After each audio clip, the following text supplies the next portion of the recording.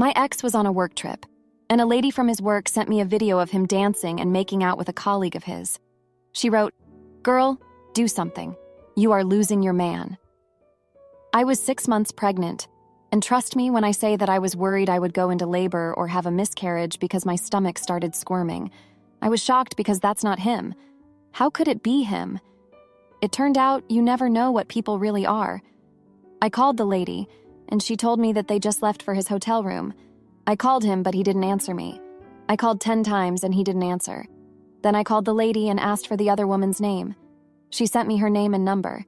I made a group chat and wrote, "I hope her name is worth hurting me and ruining our marriage.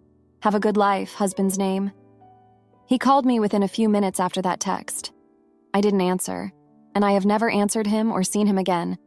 He called me a couple of hundred times and texted me over 150 texts that night. I never read a single one. My heart couldn't take it. I just called my mom in the middle of the night because I was worried about my health, because the floors were literally spinning under my feet. Do cheaters realize the amount of pain and trauma they cause someone they claim to love? If they knew beforehand, would it deter them? I have never seen him again.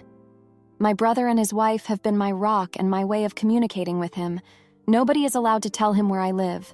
I have full custody right now, and this arrangement is until our son is old enough to start with shared custody arrangements. I am still on maternity leave, but when I start working again, I have arranged to have my home office. Good luck trying to ambush me at my workplace. To just explain.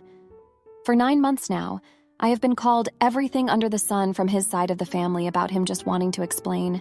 I don't understand what he wants to explain. What is there to explain? Whatever he did is self-explanatory. What more to talk about? Why is it so important to see me and talk in person? What can he tell me that would make his infidelity redeemable? What can he say to change my mind? I have made my wants very clear. Divorce and never see him again, because I have spent nights on end trying to find anything that would make what he did forgivable in my books. I have tried and failed. I have done my part. But now I am the one who is in the wrong. I am the bad person because I don't want to see the man who broke my heart. I don't know. I feel like sometimes even my side of the family is thinking the same thing, that I have gone too far. This is not the adult way to handle things. I have made my point, and now I need to face my fears and heartbreak. Maybe they have different motives than his family, but it is still the same judgment, that I have taken this too far. Help me understand this, please. Now for a few comments before the update, comment 1, not the idiot. He lost any right to be part of your personal life when he took her to a hotel room. You never read his texts. Are they still accessible? It might be useful to have a trusted friend read through them and see if he said anything that you can use to get his family to back off. They may very well have convinced themselves that there was a perfectly innocent explanation. Seeing his justifications and excuses when he got caught could shut them up a little. Comment 2. You are not the idiot. In fact, you're a benchmark for the betrayed. Someone who saw the treachery and thought, fuck this, I don't deserve it. You've got a backbone and you stood up to being wronged. Of course, his family is on his side, but you don't know what details he omitted if he even confessed to them. But that shouldn't bother you. Who cares? And you definitely have not taken it too far.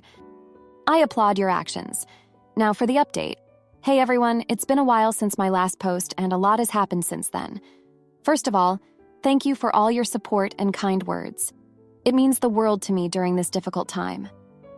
After my last post, things took a turn for the worse.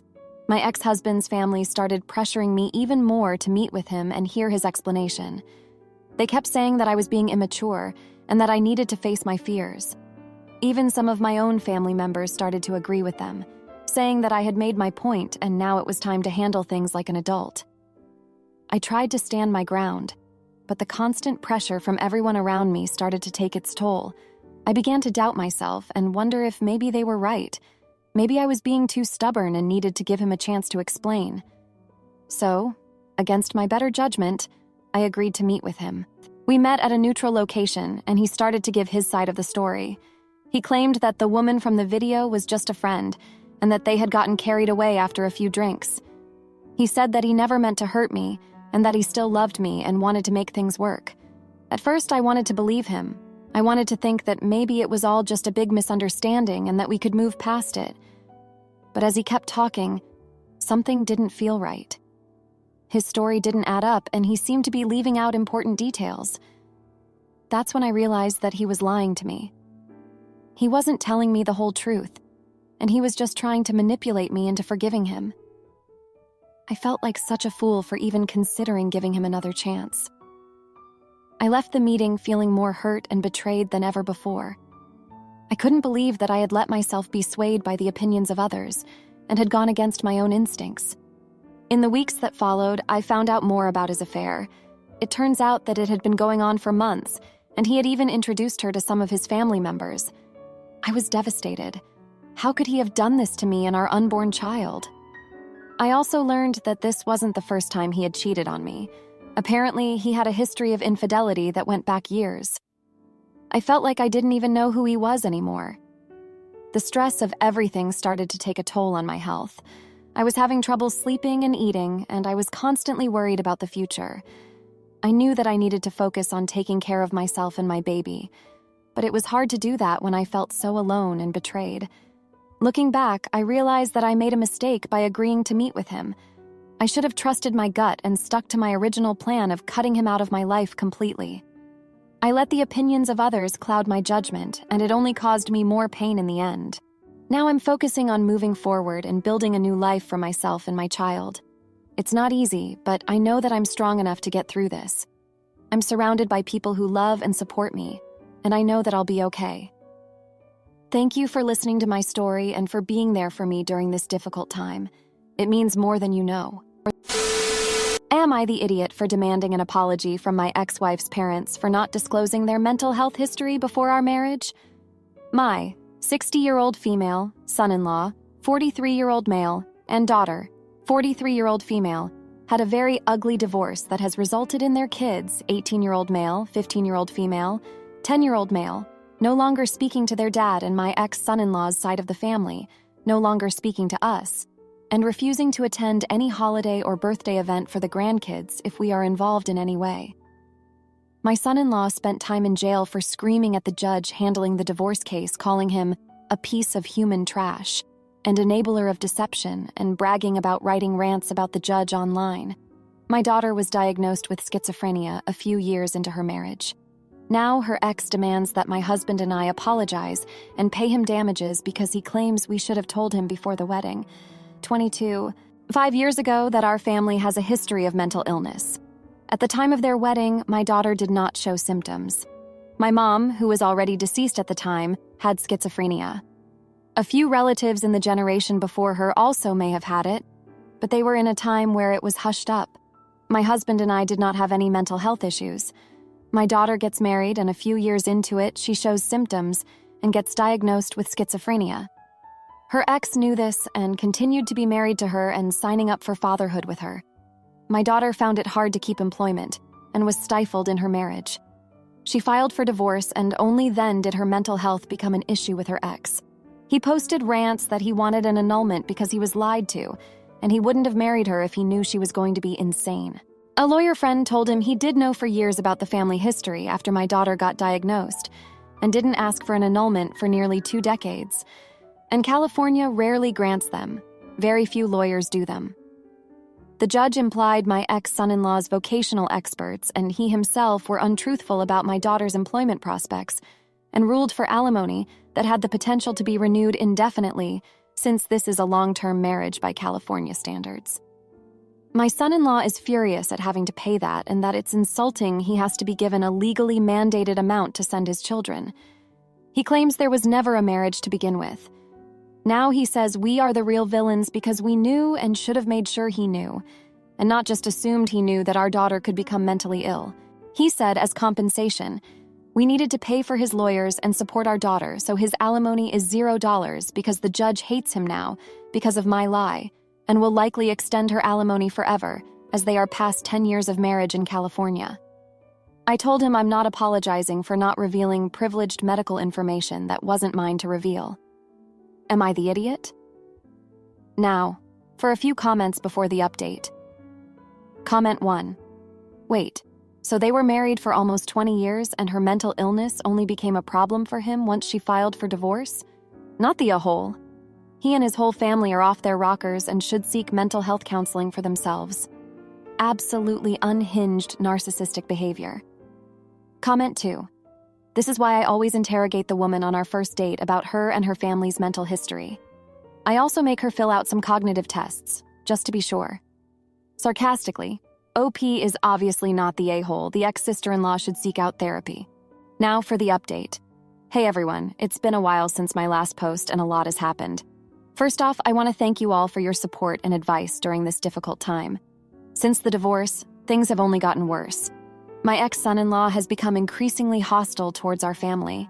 He's been sending threatening messages, demanding that we pay him damages for not disclosing our family's history of mental illness before his marriage to my daughter.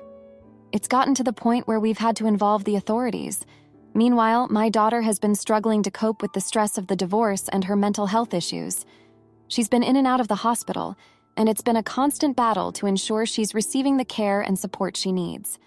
It breaks my heart to see her going through this, but we're doing everything we can to be there for her. The kids have been caught in the middle of all this drama. My eldest grandson has been trying to step up and be a support system for his younger siblings, but it's a lot of responsibility for an 18-year-old. My granddaughter has become withdrawn and rarely speaks to anyone, while my youngest grandson has been acting out in school. It's clear that this situation is taking a toll on all of them. To make matters worse, my ex-son-in-law's family has completely cut ties with us. They refuse to attend any family events if we're involved, which has made it difficult for the kids to maintain relationships with their paternal relatives. It's a shame because the kids need all the love and support they can get right now. As for the legal battle, it's been a nightmare. My ex-son-in-law's behavior in court has been appalling. He's been held in contempt multiple times for his outbursts and disrespectful behavior towards the judge. It's clear that he's not thinking rationally and is letting his anger cloud his judgment. Despite all of this, we've tried to remain strong as a family. My husband and I have been doing our best to support our daughter and grandchildren, both emotionally and financially. It hasn't been easy, but we know that we need to be there for them during this difficult time. Looking back, I can't help but wonder if there was anything we could have done differently. Should we have been more open about our family's history of mental illness? Would it have made a difference?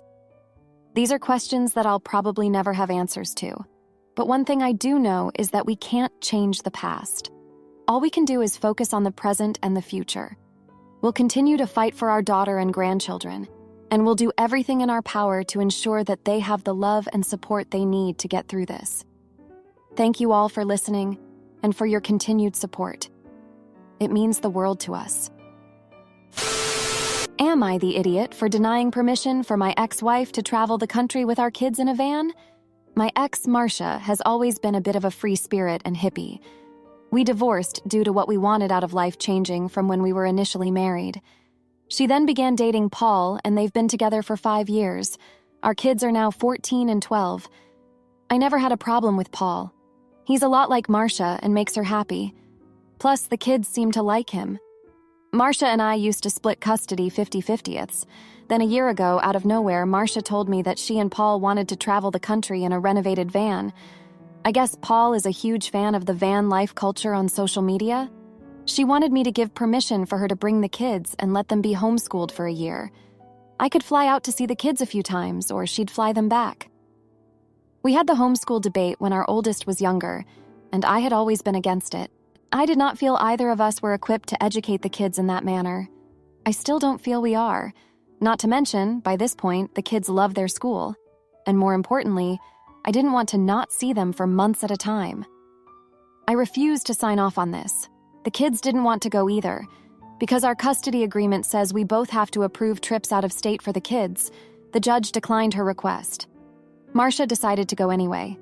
She willingly gave me sole custody.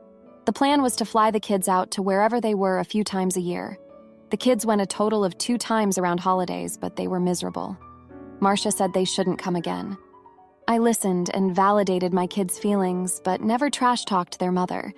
She and Paul returned in January. The kids also heavily resent Marcia for leaving. I have them in therapy, but they don't want to attend therapy with her. Their therapist backs this up and says as long as they continue their personal sessions, that's fine. Marcia tried to take me to court for our old agreement, but the judge said because she had no job, no stable housing, they live out of the van, and barely saw her kids for a year, she can only have partial custody. The judge also says they're old enough to decide if they go or not. Most of the time, they don't. When they didn't see her for Mother's Day, Marcia called me in tears. She said none of this would have happened if I just signed off on them going. She said we could have talked them into it. I said she made her choice. She decided living in a van and seeing the country was more interesting than seeing her kids for a year. I pointed out she could have chosen to do it for the summer, and the kids may have agreed then. Even if they didn't, they probably wouldn't resent her. But no, she left for an entire year and broke their hearts. This made her cry more. I'm pretty close with my ex Mill, and she says I should have let the kids go or tried to convince them to go at the very least. And she said I was needlessly cruel to Marcia on Mother's Day. Am I the idiot? Now, for a few comments before the update. Comment 1. Ex-mother-in-law. And she says I should have let the kids go or tried to convince them to go at the very least. She is as delusional as her daughter. This van life would have been a terrible idea. The kids hated it when they visited twice. Most likely because they did nothing but sit around in the van, which is not exactly van life, and is more like being homeless but pretending not to be. And your ex and ex-MIL don't get to blame you for your ex's impulsive decisions. Obviously, they are back because they had no van life plan. Comment 2. She said none of this would have happened if I just signed off on them going. She said we could have talked them into it. What's this we stuff? You're the one that decided to radically change your lifestyle. There are consequences attached. Not the idiot now, for the update. Hey everyone, thanks for all the comments and support on my last post. It's been a hectic month since then, and I've got some updates for you. First off, Marcia and Paul decided to sell their van and move into an apartment nearby. I guess the reality of being away from the kids for so long finally hit them. Marcia got a part-time job at a local health food store, which is a good fit for her. She's been trying to spend more time with the kids, but it's been a bit of an uphill battle. The kids are still pretty hesitant to spend time with her. They'll go over for dinner once in a while, but they're not ready for overnight stays yet. I've been encouraging them to give her a chance, but I also don't want to push them too hard. It's a delicate balance. Marcia and I have been talking more, trying to figure out how to co-parent in this new situation. It hasn't been easy, but we're both committed to doing what's best for the kids. We've even started going to family therapy together, which has been helpful in getting us on the same page. Now here's where things get a bit complicated. Remember how I mentioned that Marcia and I divorced because we wanted different things out of life? Well, it turns out that one of those things was having more kids. Marcia always wanted a big family, but I was content with our two. It was a major point of contention in our marriage. So, imagine my surprise when Marcia told me that she and Paul are expecting a baby. I was shocked, to say the least. I mean, she just got back from a year of traveling and now she's going to have a newborn? It seems like a lot to take on, especially when she's still trying to rebuild her relationship with our kids. The kids had mixed reactions to the news. Our oldest is worried that the new baby will take even more of Marcia's attention away from them. Our youngest is a bit more excited about the idea of being a big sibling. I'm trying to be supportive, but I can't help but feel a bit frustrated by the whole situation. In the midst of all this, my ex-MIL has been a bit of a hectic card. She's been spending more time with Marcia and Paul, helping them prepare for the baby, which is great, but she's also been making some not-so-subtle comments about how I should be more accommodating to Marcia's needs. I know she means well, but it's not always that simple. I've been doing my best to keep things as normal as possible for the kids. We've been going on hikes, having movie nights, and just enjoying our time together. I know they're still processing a lot of emotions, but I'm proud of how resilient they've been through all of this. As for me, I've been leaning on my support system more than ever. My friends and family have been amazing, always ready with a listening ear or a helping hand. I've also been making more time for self-care, whether it's going for a run or just taking a few minutes to meditate. It's been a challenging month, but I'm hopeful that things will continue to improve. Marcia and I are both committed to being the best parents we can be, even if we're not always on the same page. And the kids are strong, smart, and capable of handling whatever life throws their way. Thanks for reading, everyone. It means a lot to have your support and encouragement through all of this. If you liked this video, you'll probably like these too. Also, while you're here, please consider subscribing. It's your support that keeps this channel alive and allows me to make better and longer videos. Have a great day!